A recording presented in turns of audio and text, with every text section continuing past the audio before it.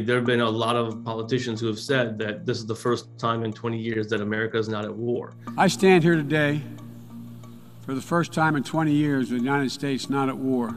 I wish I could agree with them. And while we are very glad, especially veterans like myself, I served in Iraq, and a lot of my friends served in Afghanistan, we're very glad that these wars are coming to a close. But the fact of the matter is, with the authorization for the use of military force still in effect, there's no stopping this president or the next one from kicking things off again. Until and unless Congress repeals the AUMFs, we're still technically at war.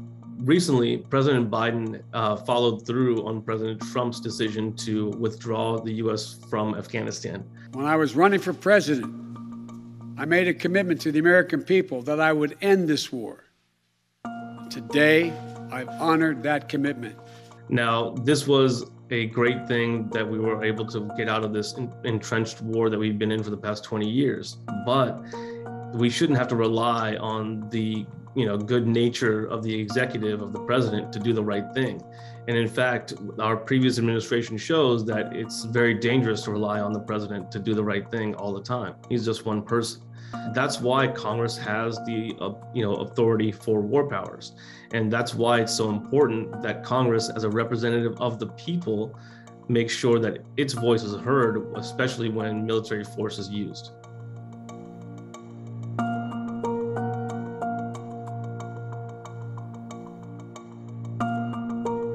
The authorization for the use of military force, or the AUMF, is what Congress passes the bill to basically allow the military to be used in foreign actions around the world. And it's the closest thing we have in modern times now to a war powers or a war declaration.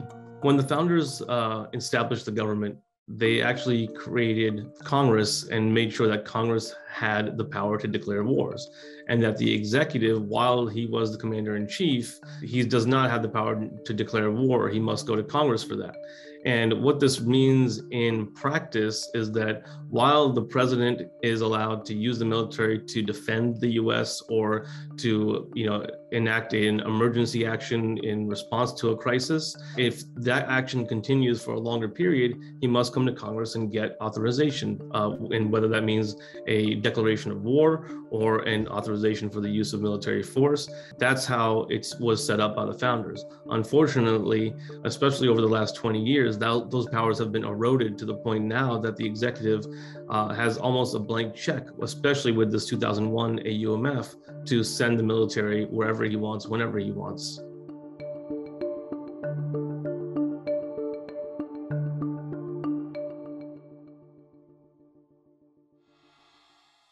A lot of us enlisted in the military because of what happened on 9/11.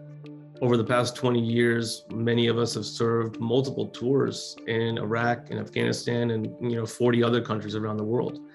And with the end of the war in Afghanistan, many of us were asking ourselves, for what? What was the point?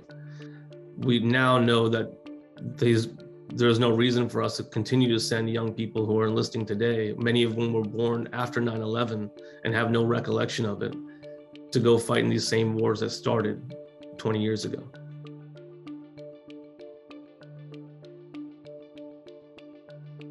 All of it really does is takes what's in the Constitution, that the Congress will have the war powers, and brings it back and basically reins in the powers that the executive currently has to send troops all over the globe.